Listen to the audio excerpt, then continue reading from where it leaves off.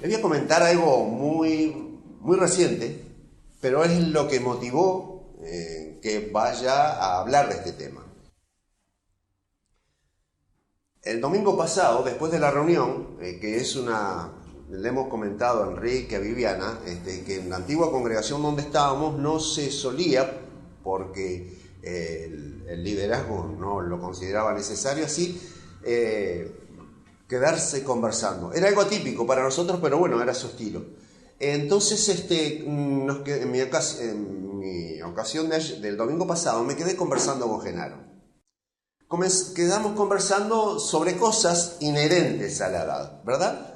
Y entre otras cosas, le dije, bueno, de las cosas que me comentó, los comentarios que yo le acoté, le comenté de una cita en Primera de Reyes hablando de David. Que él me decía, ¿en serio? Sí, es así. Entonces, yo después se la mandé el martes, vía WhatsApp, se la mandé y me lo agradeció. Y el texto es el siguiente, así que ahora lo vamos a leer. Así que si esta prédica les gusta, es que gracias a Dios, a través de Genaro, me inspiró. Ahora, si no les gusta, pueden apedrear a Genaro cuando vengan con el pedregullo de la calle para que sufra bastante, porque son piedritas chiquitas, ¿sí? Para matarlo. Con razón no vino. Ahí está. Por la duda, echó para atrás, Maleo. Bueno, dice así, Primera de Reyes. Lo voy a leer en un principio, después vamos a ir desmenuzando y desglosando, porque tiene esto una riqueza que dije, bueno, me tuvo toda la semana con decirle eso. Bueno, dice, cuando el rey David era viejo y avanzado en días, lo cubrían de ropas, pero no se calentaba. Le dijeron por tanto sus siervos, busquen para mi señor el rey una joven virgen que lo atienda, lo abrigue, que duerma a su lado, y así mi señor el rey entrará en calor. Buscaron pues una joven hermosa de toda la tierra de Israel, encontrando a Abisag, la sunamita, y la llevaron al rey. La joven era hermosa, ella abrigaba al rey y lo servía, pero el rey nunca la conoció. Cuando dice la conoció, recuerdan que es que nunca tuvo relaciones sexuales. Primera de Reyes, capítulo 1, versículo 1. Pensé que ya estaba ahí, discúlpenme. Bien, ese es el pasaje que yo le compartí, Primera de Reyes, capítulo 1, versículos 1 al 4. Eso es lo que le compartí a Genaro. Pero no me quedé yo ahí, seguí más adelante, unos cuantos versículos más, no muchos más, pero seguí me leí todo el capítulo, pero a lo que es inherente a este mensaje, algunos versículos más. En Primera de Reyes, capítulo 1, versículo 5, dice, entonces Adonías, hijo de Agit, se rebeló diciendo, yo reinaré. Se hizo de carros, de gente de a caballo y de 50 hombres que corrieran delante de él. En todos sus días, su padre nunca lo había reprendido, diciéndole, ¿por qué haces esto? Además era de muy hermoso parecer, había nacido después de Absalón. Adonías se había puesto de acuerdo con Joab, hijo de Sarvia, y con el sacerdote Abiatar, los cuales le ayudaban. Pero el sacerdote Sadoc, Benaya, hijo de Joiada, el profeta Natán, Simei, rey y todos los grandes de David no seguían a Adonías. Mató a Adonías un día ovejas, vacas, animales cebados, junto a la peña de Sogelet, que está cerca de la fuente de Rogel, y convidó a todos sus hermanos, los hijos del rey, y a todos los hombres de Judá, siervos del rey, pero no convidó al profeta Natán, ni a Benaya, ni a los grandes, ni a su hermano Salomón. Entonces Natán dijo a Betsabé, madre de Salomón, ¿no has oído que Adonías, hijo de Agit, se ha proclamado rey sin saberlo David nuestro Señor? Y hasta acá vamos a quedar. Entonces, claro, yo leí del capítulo, como les decía, y hubieron unas cuantas cosas que me iban saltando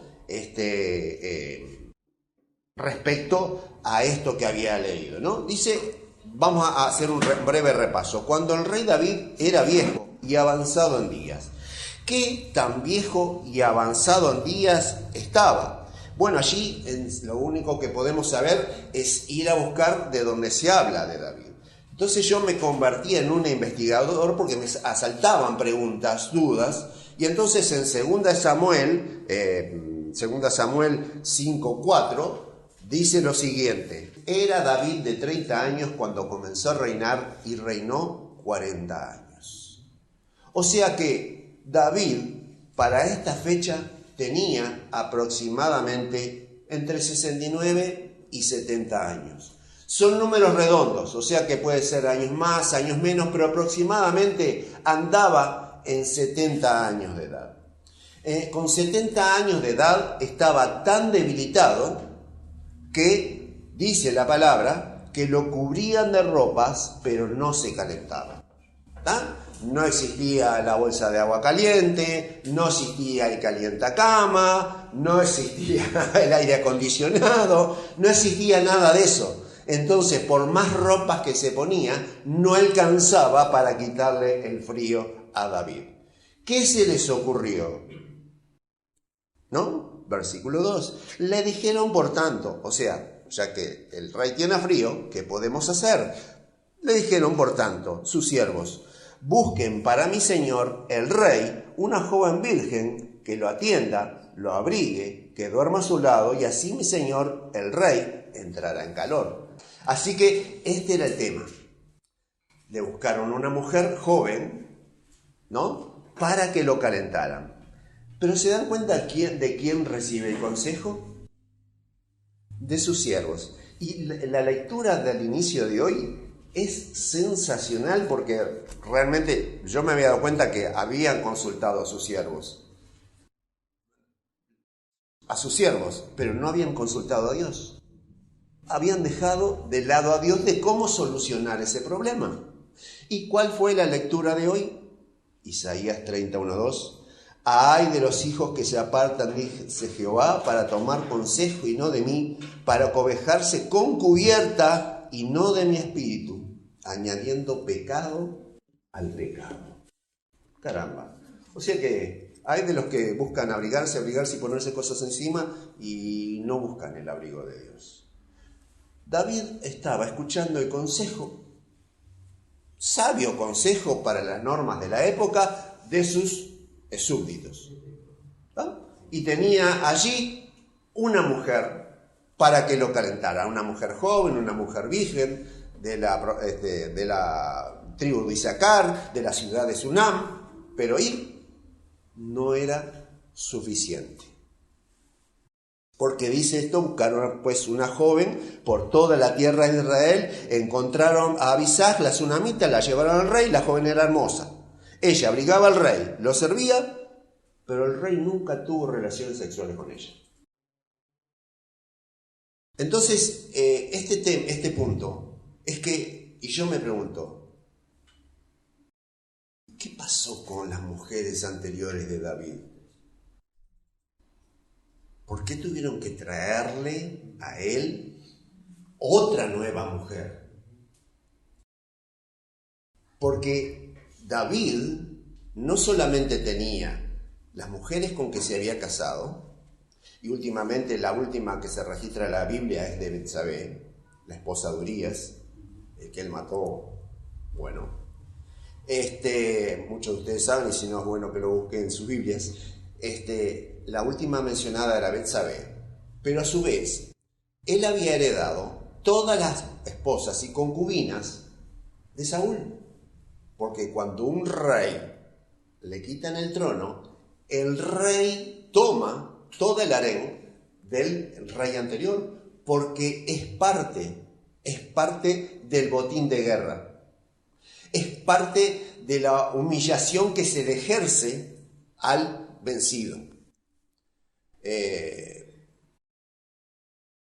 Es una cosa que me gusta la historia y los voy a mencionar acá. Cuando el ejército alemán perdió, la ciudad de Berlín fue tomada, y los rusos tomaron media Berlín, la otra mitad la tomaron los aliados. Un comentario general, ya que el bombardeo generalizado lo realizaron los aliados y con ello el ejército de Estados Unidos mayormente, fue un comentario general después de la guerra que las mujeres berlinesas y de toda Alemania preferían, y escúchenme bien, tener un ruso encima de ellas y no un americano encima de sus cabezas. Porque a una cosa podían sobrevivir con el dolor y podían sobrellevarlo, pero la muerte no tenía solución. ¿Por qué desde un punto de vista moral el ejército ruso cometió eso? Por la misma razón que David tomó y se tomaba las mujeres. Eran parte del botín de guerra, era una parte de humillación al pueblo vencido. ¿Tá?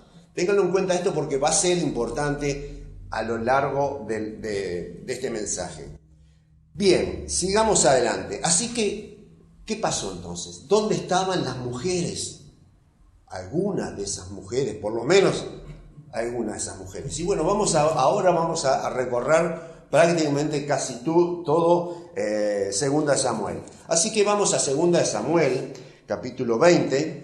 Y luego que llegó David a su casa en Jerusalén, tomó el rey las 10 mujeres concubinas que había dejado para guardar la casa y las puso en reclusión y les dio alimentos, pero nunca más se llegó a ellas, sino que quedaron encerradas hasta que murieron en viudez perpetua. Tomen en cuenta, un versículo, para mí muchas preguntas. Llegó David a su casa en Jerusalén. Si llegó a su casa en Jerusalén, quiere decir que no estaba en Jerusalén. Punto 1. Tomó el rey las 10 mujeres concubinas que había dejado para guardar la casa y las puso en reclusión. Punto 1. O sea que las 10 mujeres se habían quedado de caseras, pero cuando volvió las puso presas. ¿Por qué?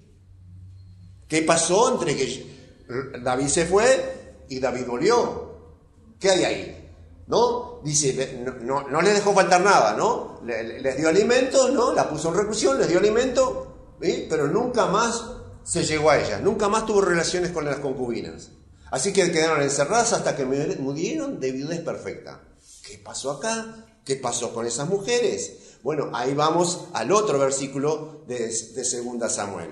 A ver qué pasa con esas mujeres, ¿no? Si es tan así como dice este versículo, ¿no? Y ahí tenemos el siguiente versículo que es el siguiente. 2 Samuel 16, 21.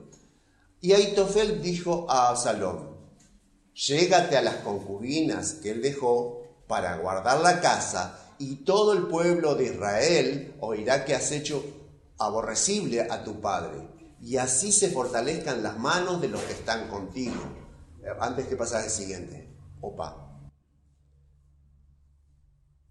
Hay un consejero, Ahitofel, que dijo a Absalón, llégate a las concubinas de tu padre.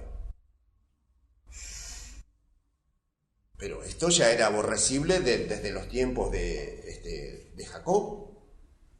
Que el primogénito, Rubén, perdió la primogenitura por tener relaciones con una de las concubinas de su padre. Y lo tuvo con 10 mujeres. Acá a mí cada vez me surgían más preguntas, ¿no? Aparte es un consejero un poco malicioso, maligno, porque dice allí, ¿no?, que le dijo, llégate a las concubinas. Y todavía no llegamos al próximo versículo. Porque dice, así te has hecho aborrecible a tu padre, o sea, es para molestar a tu padre, ¿no? Para que tu padre se enoje, para que tu padre se moleste, dice, pero tiene un propósito político, y así se fortalecerán las manos de todos los que están contigo. Caramba, acá hay un lío, una intriga palaciega que me sorprende y yo quiero descubrir más. ¿Qué dice el siguiente versículo, en el versículo 22? Dice, entonces pusieron para Absalón una tienda en el terrado, en la azotea, y se llegó Absalón a las concubinas de su padre ante los ojos de todo Israel. ¿Ustedes piensan que esas mujeres fueron y dijeron, tú eres el nuevo rey, vengo a tener sexo contigo? No. Vamos a suponer que de las 10, 2 estuvieran de acuerdo. Presumo que las otras 8 se habrían negado a ser violadas, y más públicamente en una azotea. O sea, esto que está pasando, a mí me sorprende que una persona ya mayor, no tiene los 70 años, obviamente, en este tiempo, David, pero una persona ya mayor, con un reino ya asentado, le estén pasando estas cosas. ¿Por qué le están pasando estas cosas a David? El siguiente versículo, por favor. Y el rey entonces salió con toda su familia en pos de él y dejó el rey 10 mujeres concubinas para que guardasen la casa. El rey salió con toda su familia en pos de él. Me siguen surgiendo preguntas, interrogantes. ¿Por qué tuvo que salir el rey con toda su familia? Pero no fue toda su familia, porque cuando él salió, Absalón entró. Cuando él dejó las 10 caseras, él vino a su hijo y violó a las 10 caseras. Y no las violó a escondidas, sin que nadie lo supiera. No, delante de todo el pueblo, públicamente. Es como si lo hubiera hecho en el medio de la plaza. ¿Qué pasa acá? ¿Por qué estas aberraciones morales para aquel tiempo y para este tiempo? ¿Qué está pasando acá? Bueno, entonces ahora vamos a ver qué nos dice 2 de Samuel 19, 1 al 6. Entonces avisaron a Joab, el rey llora y se lamenta por Absalón. Y se convirtió aquel día la victoria en luto para todo el pueblo. Porque aquel día oyó decir el pueblo que el rey estaba afligido por su hijo. Y entró el pueblo en aquel día a la ciudad escondiéndose, como suele entrar a escondidas el pueblo avergonzado que ha oído la batalla. Pero el rey, cubierto el rostro, clamaba en alta voz: Hijo mío, Absalón, Absalón, hijo mío, hijo mío. Entonces Joab entró en la casa donde estaba el rey y le dijo: Hoy has cubierto de vergüenza el rostro de todos tus siervos, que hoy han librado tu vida, la vida de tus hijos y de tus hijas, la vida de tus mujeres y de tus concubinas, amando a los que te aborrecen y aborreciendo a los que te aman, porque hoy has declarado que nada te importan tus príncipes y tus siervos. Hoy me has hecho, noten esta declaración de Joab, que era sobrino de David.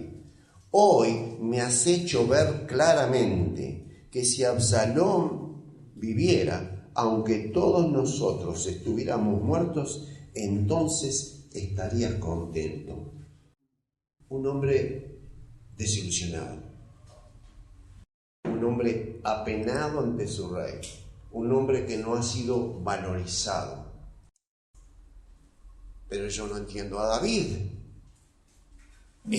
Acaba de volver a Jerusalén, porque este texto es posterior al que leímos de la violación pública de sus concubinas. Sabe que fue su hijo y sin embargo parece que su hijo murió porque de hecho lo declara acá, murió y David está triste por su hijo y lo entiendo, como padre lo entiendo, que si bien un hijo se portó mal y murió, por algo pasó. Pero ¿por qué este hombre se encuentra también en esta situación emocional frente al rey? ¿Por qué inclusive hace un reproche hacia el rey de esta situación? ¿No? Entonces es algo que me surgen otra vez preguntas, otra vez me la intriga, otra vez, ¿qué está pasando acá? Entonces hay un tufillo raro, un tufillo que tiene matiz político, un tufillo que tiene un matiz sexual, un tufillo que tiene mucho emocional, ¿verdad? Y en lo cual Dios no aparece acá. Aparecen todas cosas de hombres, de seres humanos que están muy, muy metidos en un tema de tejes y manejes de parentesco que al final se ve afectado en esta historia. Así que vamos a ir a ver ahora 2 Samuel 18, 5 al 6. El rey dio a Joab y a Abisai y a Itaí esta orden: Tratad benignamente, por amor a mí, al joven Absalón.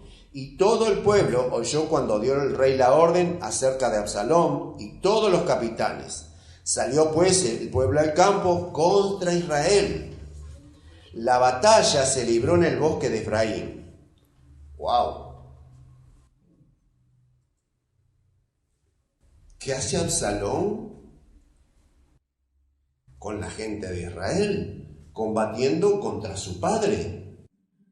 Acá no es todavía el reino dividido, pero se está orejeando allí, como en un juego de cartas, lo que se avecina.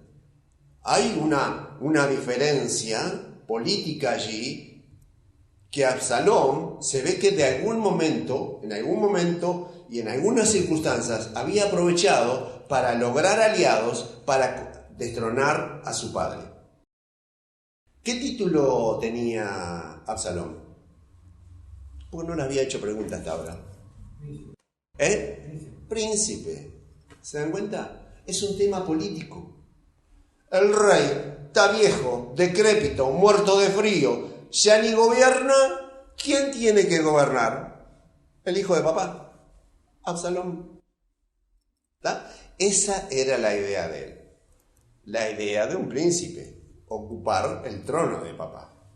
Así que nos encontramos con esa situación, ¿no? Que David manda a sus generales, sus capitanes, como dice acá, ¿no? Y le dice, bueno, vayan a la batalla contra mi hijo, contra Absalón, pero cuiden la vida de mi hijo, por favor. Tengan misericordia de él. Vamos a ganar la batalla, pero tengan misericordia por amor a mí.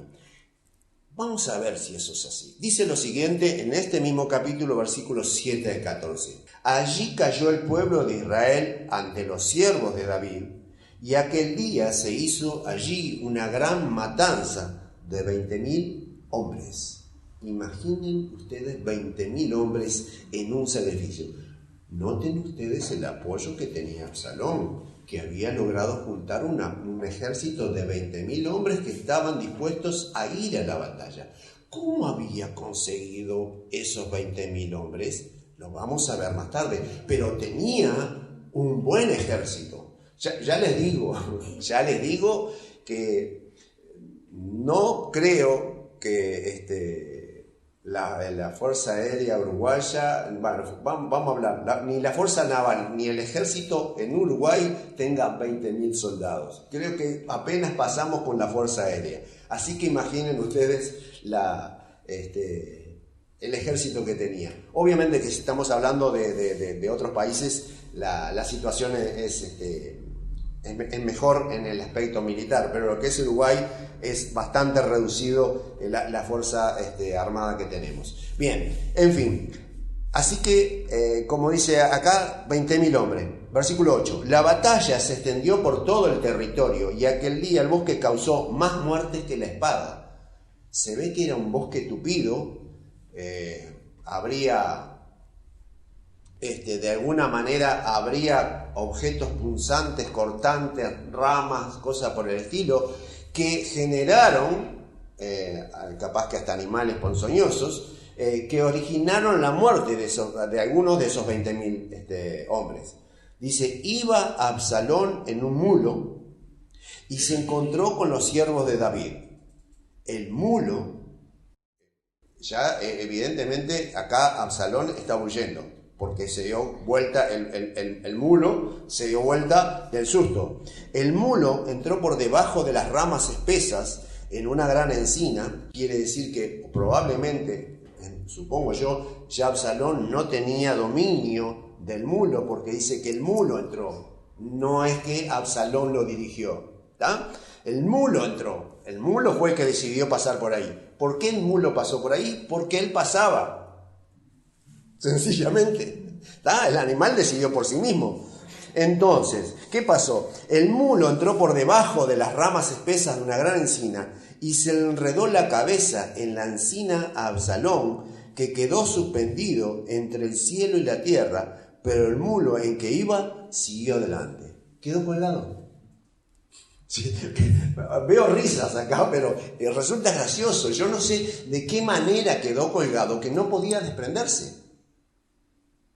¿Ah? ¿De qué manera que si quedó colgado de su ropa, del pelo? Bueno, evidentemente de alguna manera quedó del pelo, me dicen acá. O sea, ahí está el punto, ¿no?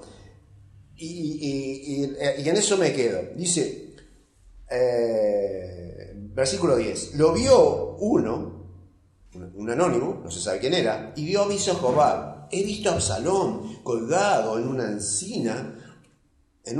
Joab respondió al hombre que le daba la noticia: ¿y si lo viste? ¿Por qué no lo mataste enseguida derribándolo en tierra? Me hubiera placido darte 10 siclos de plata y un cinturón. ¿Cómo? ¿Estoy escuchando bien? Pero ¿no era que David hace un par de horas le había dicho: tenga misericordia de mi hijo? Y ahora su primo, el sobrino de David, por cual era primo de Joab, Joab era primo de Absalón. ¿Qué pasó acá? ¿Qué llevó a que estos primos tuvieran tanta enemistad?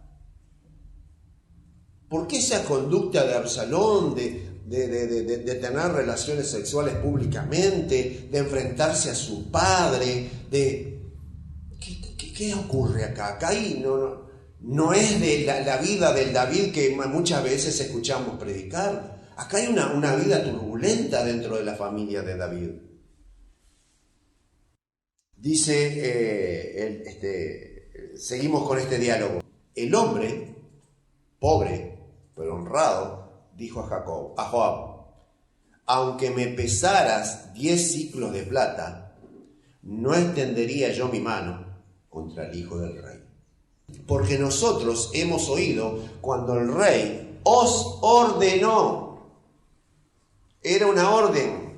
O sea, por lo cual Joab estaba desobedeciendo una orden. Y dice: el rey os ordenó a ti, a Abisai y a Itaí: mirad que ninguno toque al joven Absalón. Por otra parte, habría yo hecho traición contra mi vida, pues al rey nada se le esconde y tú mismo estarías en contra mía. ¡Wow! ¡Qué honestidad! Era más honesto que el líder que tenía por encima de su cabeza. ¿Cuál es la respuesta de Joab? Cállate, nene, no malgastaré mi tiempo contigo, respondió Joab. No voy a hablar estupideces, no voy a hablar contigo, no voy a perder el tiempo, seguí tu camino. ¿Dónde está? ¿Colgado? Allí, bueno, gracias, anda para tu casa, ya está todo bien. Dice lo siguiente: no malgastaré mi tiempo contigo, respondió Joab. Y tomando 3 dardos en su mano, los clavó en el corazón de Absalón, quien estaba aún vivo en medio de la encina. ¡Qué cruel! ¡Qué cruel! Pero no fue suficiente eso. Porque dice el versículo 15: luego 10 jóvenes escuderos de Jehová rodearon a Absalón, lo hirieron y acabaron de matarlo. ¿Qué hicieron los jóvenes con ese cuerpo colgado? Jugaron a ser valientes. Lo apuñalaban, le clavaban sus lanzas, le cortaban con las espadas, se reirían de él, lo humillarían. Mientras este hombre, el hijo de David, el príncipe revelado que había pretendido dar un golpe de estado, se desangraba en una agonía constante y permanente. Pero ¿por qué estos primos tenían este encono? ¿Qué había pasado? Sigue a mí esa situación en la vida de David, porque son todos familiares cercanos. No es fulano, mengano. Cuando nosotros lo leemos sin saber el parentesco, sin saber el relacionamiento, y lo leemos por encima, no nos damos cuenta que es un problema familiar. ¿Qué pasó en esta familia? ¿Qué está pasando? Y así tuve que ir a ver qué había pasado. Y ahí en 2 Samuel, capítulo 14, versículos 28 al 33, dice lo siguiente. 28 de 2 Samuel 14, 28 al 33. Estuvo Absalón por espacio de 2 años en Jerusalén sin presentarse ante el rey. ¡Wow! Ya siguen los problemas y las preguntas para mí. A mí leo algo, me surgen preguntas.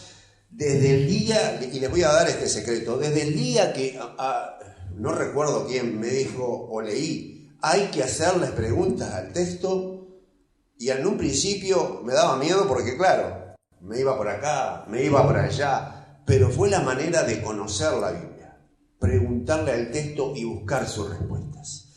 Y entonces, eso fue lo que hice en esta semana, preguntarle al texto, ¿por qué pasa esto? ¿Por qué llega esta situación? ¿Por qué? Preguntándole por qué, y cada vez me daba más respuestas. Y entonces descubrí cuál era el problema del encono entre Joab y Absalón. Dice en el 28 de capítulo 14, estuvo Absalón por espacio de 2 años en Jerusalén sin presentarse ante el rey. Ya me salta otra pregunta, ¿por qué estuvo 2 años sin presentarse ante el rey? ¿Qué pasó? Bueno, ahora después veremos. Llamó a Absalón a Joab para enviarlo al rey, pero él no quiso venir. O sea que Absalón, el príncipe, llama a uno de los capitanes o generales, como quieran llamarle, del ejército real, pero él no viene, ¿no? ¿Por qué? Quizás porque Joab pensaría que no tengo que hacerle caso a Absalón, porque él es el príncipe y no es el rey, él es mi primo y no le tengo por qué hacer caso, que venga él a mi casa, no sé las razones que tendría para eso. Sí sé lo que pasó después y lo vamos a ver enseguida. Dice, lo llamó, pero él no quiso venir. Todavía lo llamó una segunda vez, pero tampoco quiso venir. O sea que Absalón fue condescendiente, paciente con él. Bueno, no le habrá llegado la comunicación. Le mandó otro mensajero y le avisó, quiero hablar contigo. Bueno, como no surgía, no había respuesta, dice en el 30, entonces dijo a su siervo, mirad, el campo de Jehová está junto al mío, es ese de ahí al lado, y tiene allí cebada. Si tiene cebada, ¿qué hay? Comida, exactamente. Hay comida. Y si plantó uno de los generales del rey, no plantó para consumir, plantó para cosechar, plantó para vender, plantó para hacer dinero. ¿Tá? O sea que había ahí al lado mucha riqueza, mucho dinero para rescatar. Así que, ¿qué pasó? Bueno, dice, mirad, el campo de Joab está junto al mío y tiene allí cebada. Id y prendedle fuego. Acá está el problema. Así que era un problema de plata entre los dos, de rencores. Y los siervos de Absalón prendieron fuego al campo. Entonces imaginen lo que pasó. Furioso habría venido Joab a hablar con su primo. Entonces, versículo 31, se levantó Joab, vino a la casa de Absalón y le dijo, ¿por qué han prendido fuego tus siervos a mi campo? Y Absalón le respondió, te he mandado decir que vinieras acá. 2 veces te pedí que vinieras acá y no viniste, con el fin de enviarte al rey para decirle, te quería, soy el príncipe, te quería usar a ti de mandadero. Vos tenés que ser mi mandadero. Un poco arrogante quizás. Lo quería usar a su primo de mandadero, quería usar a un general del ejército de mandadero. Dice, ¿para qué vine de Jesús? Pregunta en el texto, pregunta para mí también, ¿qué hacía en Jesús? Después lo veremos. Dice, mejor me fuera estar aún allá. Ahora deseo ver el rostro del rey. Si hay pecado en mí, mátame. Bueno, si hice algo malo, mátame. Si te vas a elegir como juez y no vas a presentarme ante el rey, recuerden siempre que había que presentarse ante el rey. Parece que aún, y en este caso, hasta los hijos tenían que presentarse ante el rey. Pero también a mí me estaba saltando la pregunta, ¿qué había pasado? ¿Por qué estaba tan separado que no podía presentarse ante el rey? Más allá de que había que presentarse, pero eran familia, cualquiera podía decirle, David, está tu hijo allí, uno de los príncipes quiere verlo contigo. Por supuesto, sacaba todo para afuera y hacía pasar al hijo. Pero algo había pasado acá. Y lo vamos a ver porque era algo con mal olor también. Así que dice, fue pues Joab con olor a humo a ver al rey y se lo hizo saber. Entonces llamó a Absalón, el cual se presentó al ser rey y se postró rostro en tierra delante de él. Qué actitud de humillación que tomó. Postrarse ante su padre. No había visto ni leído anteriormente que los hijos llegaran y se postraran en tierra de tal manera que en un acto de humillación. Y el rey besó a Absalón. Bueno, por ahí me quedó, el padre, evidentemente no pasaba nada con el padre, porque David llegó el hijo, lo besó, y allí quedó. Pero descubrí cuál era el problema, el encono que tenían Joab y Absalón. Pero me quedaba ahora, ¿por qué hacía 2 años que estaba allí y no había visto a su padre? Bueno, entonces, ¿a dónde fui? Tuve que seguir buscando en la palabra. Segunda Samuel, capítulo 13, versículos 24 al 29. Dice lo siguiente. Se presentó Absalón, el rey dijo, tu siervo ahora tiene esquiladores. Ahora, si los tiene ahora es porque antes no los tenía. Bien, o sea que de alguna manera Absalón había prosperado y se había hecho rico. Y ahora tenía esquiladores. Si tenía esquiladores, ¿qué más tenía? Ovejas, exactamente. Ahí no me lo dice un criador de ovejas. Es que exacto, tenía ovejas. O sea que ya el príncipe tenía también un campo para criar ovejas. Había invertido en los animales y ahora se iba a hacer más rico con esos animales porque iba a tener su producción de lana. Bien, tu siervo tiene ahora esquiladores, ruego que vengan al rey y sus siervos con tu siervo. El rey respondió a Absalón, no, hijo mío, no vamos todos, para que no te seamos gravosos. Espectacular el padre. No, te estás haciendo tu fortuna, estás haciendo bien, estás trabajando, estás correcto en todo. Me parece bárbaro. Mira, si vamos todos, te vamos a hacer de más gasto y la inversión que vas a tener que dar para darnos alojamiento, darnos de comer. Esto no es de un día, probablemente más de uno se quede 2 o 3 días. Es mucho gasto para ti, ¿no? Así que no queremos ir. Y dice ese versículo 25, aunque porfió con él, el rey no quiso ir, pero lo bendijo. Hacé la fiesta, pero yo me voy a quedar en casa. Entonces, versículo 26, dijo Absalón, pues si no, te ruego que venga con nosotros Amnón, mi hermano. ¿Para qué ha de ir contigo? Respondió el rey. Desconfiado. Yo también desconfiaría. ¿Por qué quiere específicamente que vaya Amnón? No entiendo. ¿No? Así que otra pregunta, otra investigación. Pero sigamos. Así que estamos acá, vamos a leer hasta el 29. Pero Absalón insistía, dejó ir con él a Amnón y a todos los hijos del rey. Absalón, miren ustedes, había dado orden a sus criados diciendo, os ruego que miréis cuando el corazón de Amnón esté alegre por el vino, y al decir yo, herid a Amnón, lo querías matar. Por eso estabas insistiendo con este detalle. Entonces matadlo. No temáis, pues yo os lo he mandado. Esforzaos, pues, y sed valientes. Los criados de Absalón hicieron con Amnón como Absalón les había mandado. Entonces se levantaron todos los hijos del rey y montados a cada uno en su mula, huyeron. Se imaginaron que los iban a matar a todos. Pero imaginen ustedes qué desastre familiar que en una fiesta donde están todos los hermanos, un hermano mate al otro. Porque eran hermanos.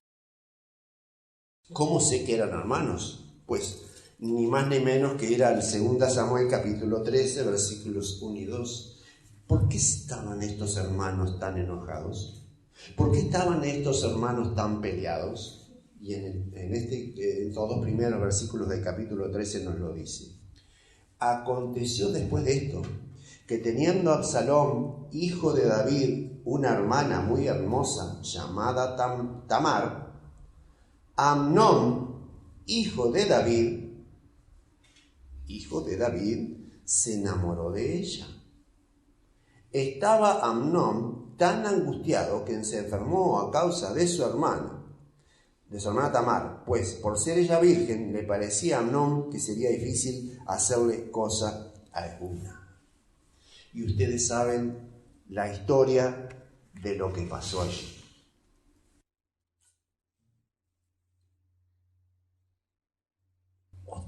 Otra vez una violación acá, otra vez un abuso sexual en el entorno de David.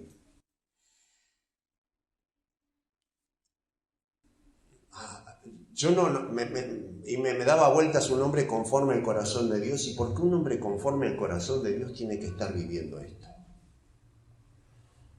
No entendía. ¿Qué tal? Dice que eran hermanos y yo quería saber, de tantas mujeres, pero eran hijos de una misma madre, no eran hijos eran de diferentes madres. Y bueno, tuve que buscar, porque Samuel, generoso siempre que le preguntaba, me respondía. En 2 Samuel, capítulo 3, versículos 2 al 5, dice, así a David, le nacieron hijos en Hebrón. Su primogénito fue Amnón, de Ahinoam, la jezreelita. O sea que el primer hijo, Amnón, el que acaba de morir, era el primogénito. Su segundo, Gilead, de Abigail, la mujer de Nabal, el de Carmel. No sabemos qué pasó con este muchacho, pero de alguna manera el tercero, Absalón, quería hacerse del principado, del derecho al trono. Mata al primogénito. El segundo no está por alguna razón, se presume que habría muerto de alguna causa desconocida, muy joven. Se deshace del primogénito, queda él como primero. La excusa de la violación le viene perfecto para vengar a su hermana y para quedarse primero políticamente ante el trono. ¿Tá? Hijo de Maaca, Absalón, hijo de Maaca, hija de Talmai, rey de Jesús. El cuarto, Adonías, hijo de Agüit, el quinto, Cefatías, hijo de Abital, el sexto, y Tream, de Egla, la mujer de David. Estos le nacieron a David en Hebrón. ¿Tá? Todavía no estaba en Jerusalén. Estos solos en Hebrón. ¿Tá? O sea, noten ustedes cómo sigue esto acá, yendo y viniendo para un lado, para el otro.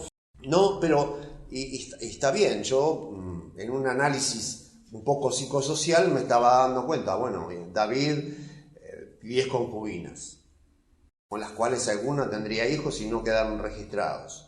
Los hijos que quedaron registrados de las diferentes mujeres que tenía, y acá en lo que acabamos de leer no está todavía Betsabé y Salomón nombrados, porque ellos nacieron en Jerusalén.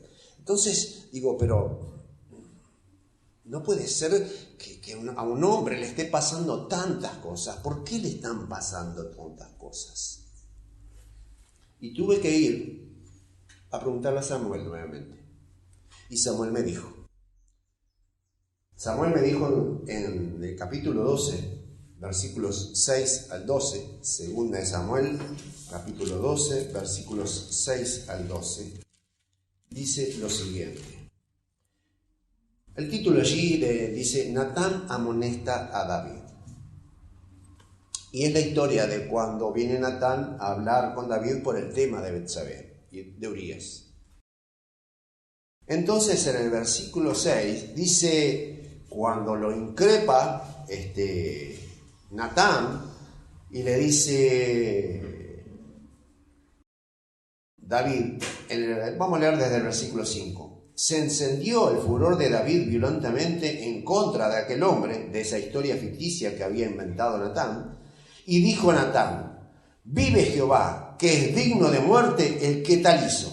Debe pagar 4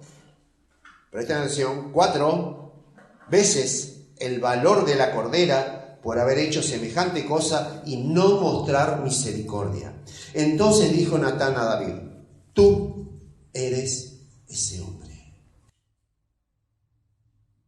¿Cómo?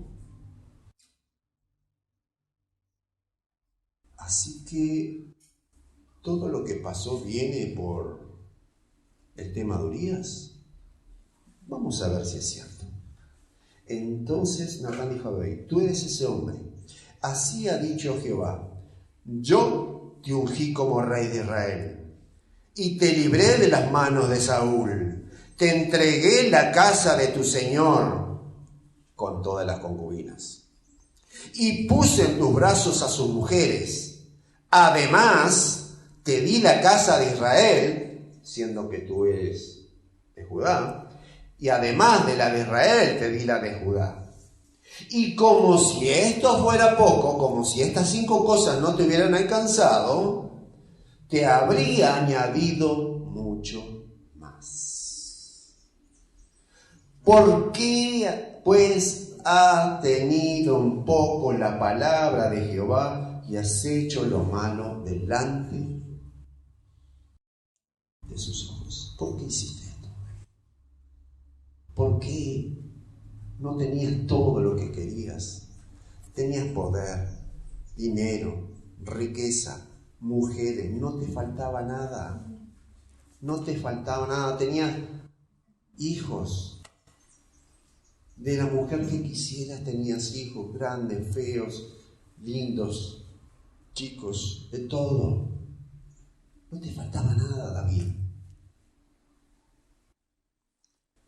A Urías, el heteo, lo mataste a espada. ¿Te das cuenta de lo que hiciste? No tuviste el valor de enfrentarte a ese hombre y decirle, me acosté con tu mujer. Y tomaste a su esposa como mujer. Sí, a él lo mataste con la espada de los hijos de Amón. Por lo cual, noten ustedes, por lo cual uno no se apartará jamás de tu casa la espada. Con razón, Amnón murió en mano de Absalón. Con razón, Absalón murió colgado y lo apuñalaron y jugaron con su cuerpo. Con razón, por cuanto me menospreciaste y tomaste la mujer de Urías el heteo para que fuera tu mujer, así ha dicho Jehová. Yo te haré de tu misma casa si hace el mal contra ti. Con razón, Absalón le quiso dar un golpe de estado. Con razón, Adonías te hizo un golpe de estado con 70 años. Con razón, mirá lo que está pasando. Dice, tomaré de tus mujeres delante de tus ojos y le entregaré a tu prójimo, el cual se acostará con ellas a la luz del sol. Con razón, Absalón te violó las mujeres en la azotea de tu palacio. Con razón. Caramba. Porque tú lo hiciste en secreto, pero yo lo haré esto delante de todo Israel y a pleno sol. Entonces dijo David a Natán, pequé contra Jehová. Natán dijo a David, también Jehová ha perdonado tu pecado. No morirás, pero por cuanto con este asunto hiciste blasfemia a los enemigos de Jehová, él hizo el hijo que te ha nacido ciertamente morirá. 4 veces debe pagar lo que ha hecho. 4 veces pagó David. De su boca salió el juicio, de su boca fue juzgado. Por lo que dijo, bueno, 4, van 4, toma.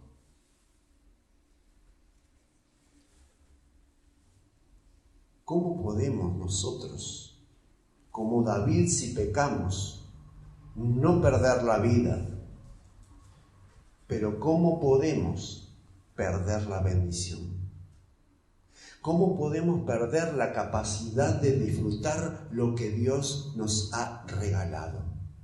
¿Cómo podemos ver cómo somos avergonzados cuando nosotros avergonzábamos antes a otros? Y entonces, allí, en este tema, meditando cómo David pasó por esto, cómo a los 70 años se tenía que mirar atrás, y hoy cantábamos que podemos ir hacia el frente mirando a Jesucristo sin mirar atrás. Cómo David no podía mirar atrás porque tenía una vida turbulenta, una vida familiar. Era un hogar disfuncional, diríamos hoy en pleno siglo XXI. Sí, era un padre ausente porque había una fiesta y él no había ido. No estaba presente porque cuando no estaba en guerra tenía otras mujeres que atender, y cuando no tenía, bueno, se buscaba problemas y dejaba que sus hijos hicieran lo que les placía. Porque para llegar a este tiempo pasaron años, no fue un día. Y allí para conclusión, quiero ir a Filipenses 2:12. Y terminamos aquí, Filipenses 2:12. Dice: por tanto, amados míos, como siempre habéis obedecido, no solamente cuando estoy presente, sino mucho más ahora que estoy ausente, ocupaos de vuestra salvación con temor y temblor. En esto me reflejó el Señor que quería decir Pablo, con ocuparnos de nuestra salvación. Ocupémonos de no perder las bendiciones con que Dios nos ha bendecido. Todos los días tenemos que luchar contra el pecado. Todos los días tenemos que presentar nuestros cuerpos en sacrificio vivo y agradable ante los ojos de Dios. Es una lucha de cada día. No vamos a perder la salvación, pero sí podemos perder la bendición de Dios de disfrutar con lo que cada día lo que Dios nos ha regalado. Que el Señor los bendiga, les anime a permanecer firmes cada día, cada uno de nosotros, en el nombre de Jesús. Vamos a terminar orando. El Ministerio Palabra de Vida desea conocerte. Síguenos en nuestras redes. Instagram, palabraDeVida.uy. Facebook, Palabra de Vida Uruguay. YouTube, Iglesia Evangélica Palabra de Vida. WhatsApp 094 226 411.